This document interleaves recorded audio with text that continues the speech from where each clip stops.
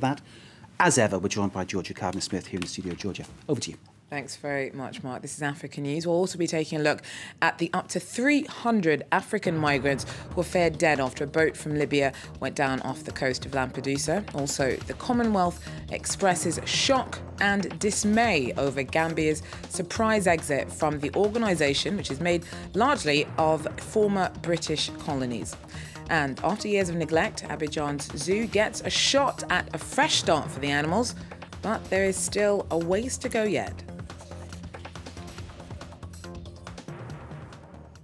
First up, at least 114 people have died and scores more are missing after a crowded fishing boat carrying African migrants from Tripoli in Libya sank off the coast of Lampedusa. Now, it's feared the death toll could eventually be as high as 300. In a chilling assessment of the situation, one official on the Italian island said that there was no need for ambulances, only coffins. The boat was crowded with Eritreans, Ghanaians and Somalians. It's one of the deadliest of the many accidents in the Mediterranean Sea, which has become the crossing point for many Africans hoping to make it into Europe. The latest African victims who had simply dreamt of a better life. Their boat sank a few kilometres from the island of Lampedusa. On Monday, 13 migrants also drowned while trying to get off their boat just metres from the shore in nearby Sicily. Most came from Eritrea. Tragedy also struck in August on this beach in Catania, Sicily's second city. 6 Egyptians drowned while swimming 20 metres to the shore from their wooden fishing boat. Boats packed with migrants often get into trouble in these waters. Shown here, last month nearly 300 passengers were rescued by coast guards near Lampedusa. They were among more than 22,000 migrants who arrived on Italy's southern coast this year, almost 3 times more than last year. The Pope has expressed his sorrow and called the accident a disgrace. Uniamo I nostri sforzi. Let us unite our efforts so that tragedies like this may not be repeated.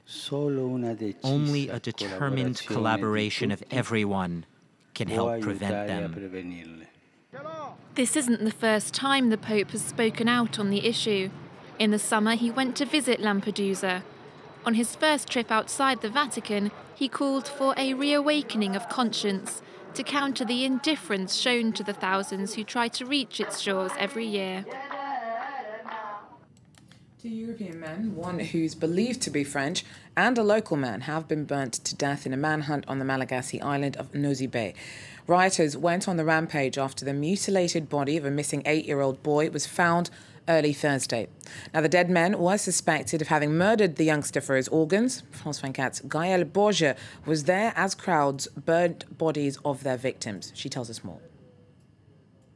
I saw hundreds of people gathered in a popular area called Dar es Salaam in Nosy Be, and a car arrived with the suspect inside, the Malagasy man, and the man was immediately thrown in the fire in the middle of the street, and people were shouting and running around. They sounded really furious and totally out of control, especially because there was no police around when it happened. The moment was really quick and intense, and after that, people rapidly left in order to avoid the police. Okay, now things are clearly still very tense where you are. What do you think, though, is behind this extreme response of people on the island? It all started last Friday when this 8-year-old child was reported missing, and some rumors said he was dead. A suspect was arrested, but the people here have no faith in the institutions, especially in justice, most of the time. And it's an old practice here that they call people's justice. It is accepted here that a criminal can be sometimes punished by the inhabitants, and this extreme reaction is also due to many rumors about a big organs trafficking here in Nosy Be. A few children have been reported missing, according to some people, a few days ago. There are also rumors about organs found in fridges or in cars, but obviously it's impossible to verify all these rumors at the moment. But when the body of this 8-year-old child was found this morning with his belly open, his tongue and his genital organ cut, this was too much for the inhabitants, and they decided to fight this injustice their way. The Commonwealth says it's dismayed and disappointed by the Gambia's shock announcement that it's pulling out of the organisation. The Secretary-General says that there was no warning that the country planned to quit the group, which is largely made up of former British colonies. Getavan Gorgistani tells us more. The Gambia will never be a member of any neo-colonial institution. That's how the West African country announced it was leaving the Commonwealth, a move that echoed President Yahya Jammeh's critical speech at the United Nations General Assembly last week. We are being prescribed a new religion, democracy, human rights and good governance by descendants of the same colonial powers. We are determined to defend our independence and dignity and take control of our natural resources at any cost and by any means necessary. The Gambia joined the Commonwealth in 1965, but relations between Jammeh and the country's former colonial master have been tense since he took power in a coup nearly 20 years ago. The Gambian president accused Britain of backing the opposition ahead of the 2011 elections. He also refused a request from the Commonwealth to set up human rights commissions in the country. The UK has repeatedly singled out the Gambia for its poor human rights record, accusations which have also been brought forward by several NGOs in recent years. Reporters Without Borders put him on its list of predators, saying he has all the qualities of an unpredictable, violent, and deranged dictator. Zimbabwe was the last nation to leave the Commonwealth in 2003. Meanwhile, other African countries with little or no ties to the former British Empire have been keen to join the group. Cameroon and Mozambique did so in the 90s. Rwanda was the last to become a member in 2009. Well, Mai Ahmed Fati is the leader of Gambian opposition party, the GMC. He believes President Jammeh is actually just trying to get back at Britain for its complaints about the country's human rights. And Mr. Fati has warned that there will be fallout from his country's exit from the Commonwealth. The Gambia is a significant beneficiary of Commonwealth technical assistance, Commonwealth Fund for Technical Cooperation, that is the CFTC. Under the CFTC, the Gambia has benefited immensely in terms of its public debt management, in terms of capacity building, training Gambian civil servants up to at least minimum 50 a year, and also institutional support to the Management Development Institute, which is the most important capacity training institution in the country.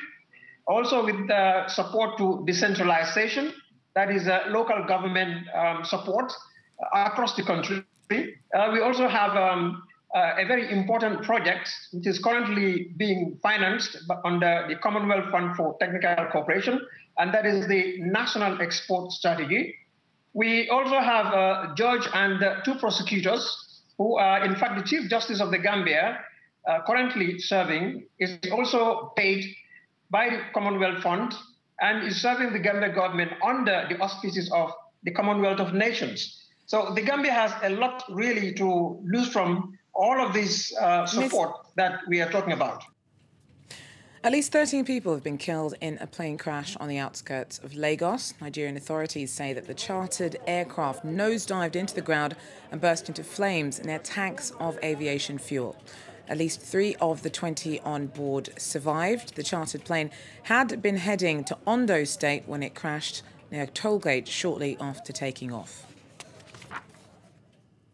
Russia's evacuated all its diplomats and their families from Libya after a mob attack on its embassy. Moscow's warned its citizens against visiting the country after armed crowds broke into the Russian compound in Tripoli on Wednesday. The attack followed the death of a Libyan Air Force officer who was allegedly killed by a Russian woman. Finally now, we head to the zoo, a trip, though, that hasn't always been as enjoyable as it might be in Ivory Coast. After years of neglect, dozens of animals in enclosures in Abidjan paid for oversights with their lives. But now there's been hope of a fresh start, with hundreds of thousands of euros being spent on improving the site. Abidjan Zoo had been left in a state of disrepair for 20 years, but now it's getting a makeover. British zoologist Richard Champion is responsible for getting things back in order.